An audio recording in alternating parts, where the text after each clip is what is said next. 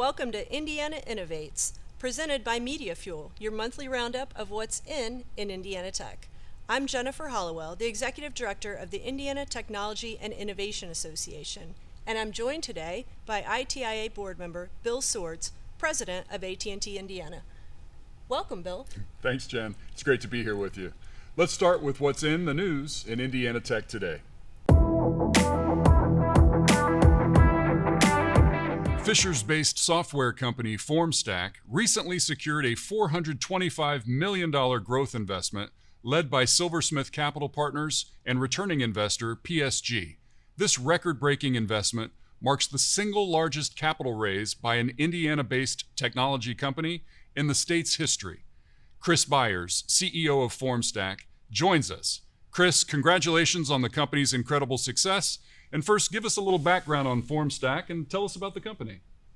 Formstack, what we are super engaged around is making it easy for non-technical users to build really process and workflow automation in just the world around them. And so the way we think about that is simply automating paper processes, time-intensive, repetitive processes that kind of live all around us so that that organization can save time and money. And we do that through forms and data collection, document generation, and our e-signature platform.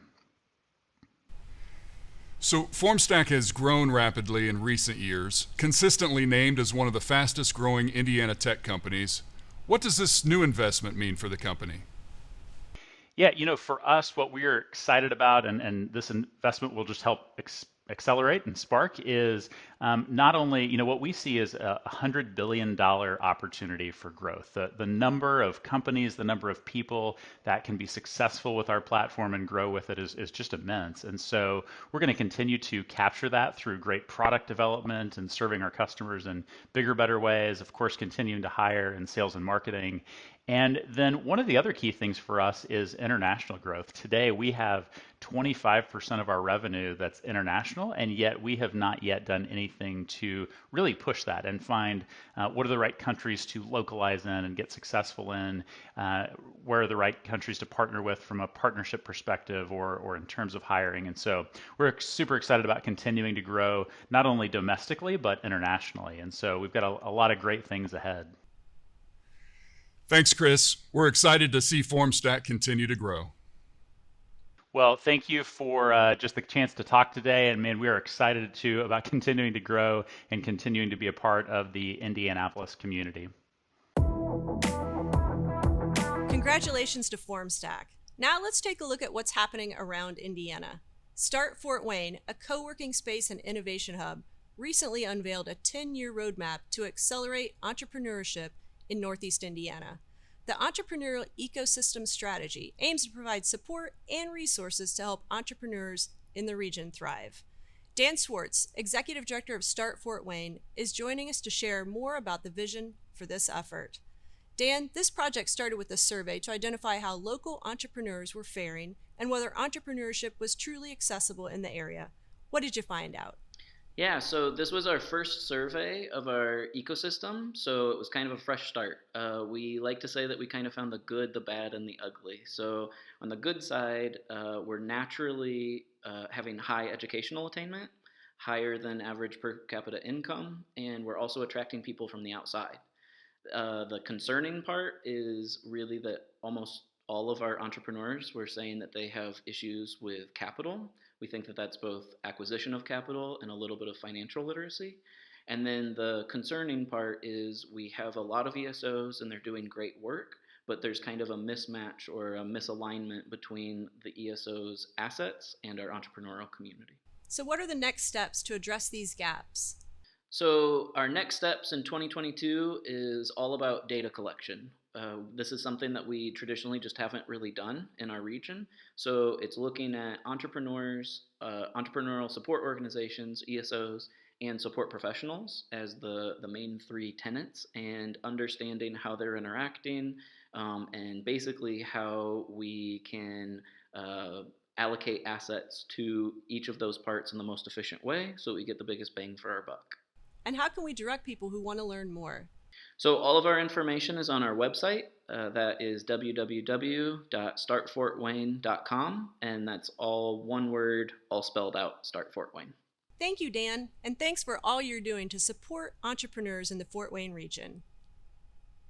Thank you so much, Jennifer. This is great, and I love everything that ITIA is doing too.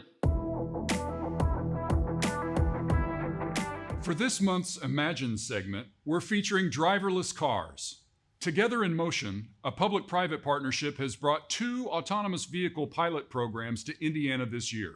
The first in Indianapolis just concluded, and the second in Fishers launched in December. The Fishers autonomous shuttle service will operate along a 3-mile fixed route loop with 9 designated stops in downtown Fishers. While the fleet is autonomous, a fleet attendant will be on board as an added safety precaution. May Mobility, a leader in autonomous vehicle technology, is the tech behind the program. And we have Carlos Espinosa, lead field autonomy engineer for the Fishers pilot, with us. Carlos, what kind of technology is being used to deploy in this autonomous vehicle fleet, and what are some of the unique features? So every shuttle is equipped with a redundant sensor suite that includes a LiDAR, a radar, and cameras to form a robust 360-degree view of our environment. One of our unique features is multi-policy decision-making, which allows our vehicles to navigate in a similar fashion as a human driver does. And one of the key elements for MPDM is that it does not stem out from a rather exhaustive list of situations that our shuttle can encounter, and it allows it more flexibility. And what are some of the biggest challenges you're facing with this technology?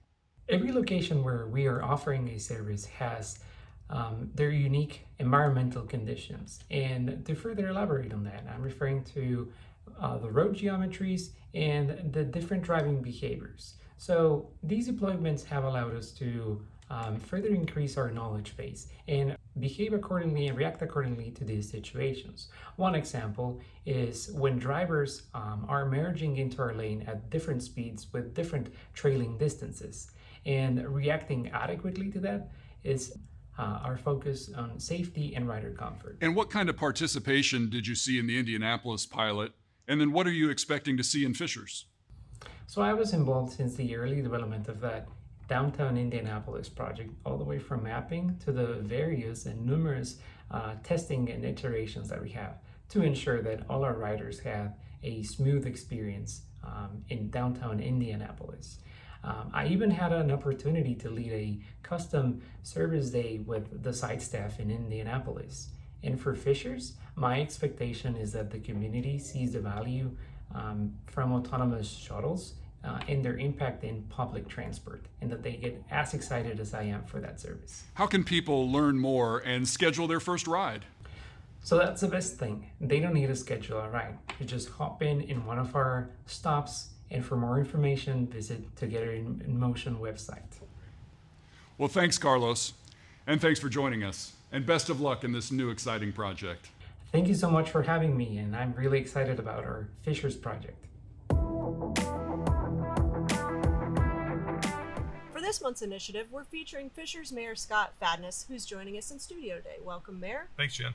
So we have highlighted several stories of pioneering and innovative projects coming out of Fishers, and your city has really emerged as one of the leading innovation and tech hubs in our state. So in part, really due to your leadership and your focus to make Fishers a smart, vibrant, and entrepreneurial city. So tell us, how have you intentionally embraced the tech economy, and what's that mean for your city? Well, it has been very intentional, Jennifer. I mean, we really wanted to create a city that opened its arms to new technology and innovation. Not only because we like the idea of these new technologies, but ultimately we want to attract the types of companies that are going to lead the 21st century economy. And either at City Hall or through Launch Fishers or our IoT lab, every day we're trying to embrace those new innovations. So are there certain projects that you're particularly proud of or want to highlight beyond that? I think a couple things. One, Launch Fishers, the IoT lab, just the fact that they exist here in Fishers is exciting, the test kitchen, but also there's examples time and time again of our city in our operations, opening up our doors to entrepreneurs who have new ideas. And we say, come on in, let's talk about it. How can we help implement or deploy these proofs of concepts that allow them to further their business or their technology? So what kind of things should we expect to come out of the city over the next few years? Well, anecdotally, I would tell you things like May Mobility, the autonomous vehicle that's driving around downtown Fishers as we speak, is a great example. And I think a broadening definition of what innovation means, well beyond technology. I mean, we're going to do close to $500 million in life science investments this year. And a lot of that has very advanced technology within it. So I think you're going to see a broader definition and probably a broader scale or a bigger scale than you've seen yet today. That's exciting. So we will keep watching. Hopefully you'll join us again. Thank you again for your leadership in growing the tech ecosystem. Thanks, Jen. And that's our show for today. Are you interested in joining ITIA and being part of our efforts to move Indiana's technology industry forward? We'd love to have you. That's right, Bill. ITIA is the statewide association for Indiana's tech companies and entrepreneurs to ensure that Indiana is the best place to live and work in tech. You can join us today at indianatechnology.org or follow us on Twitter. Again, a special thanks to our presenting sponsor, Media Fuel, and thank you for tuning in. Join us next month for What's in Indiana Tech.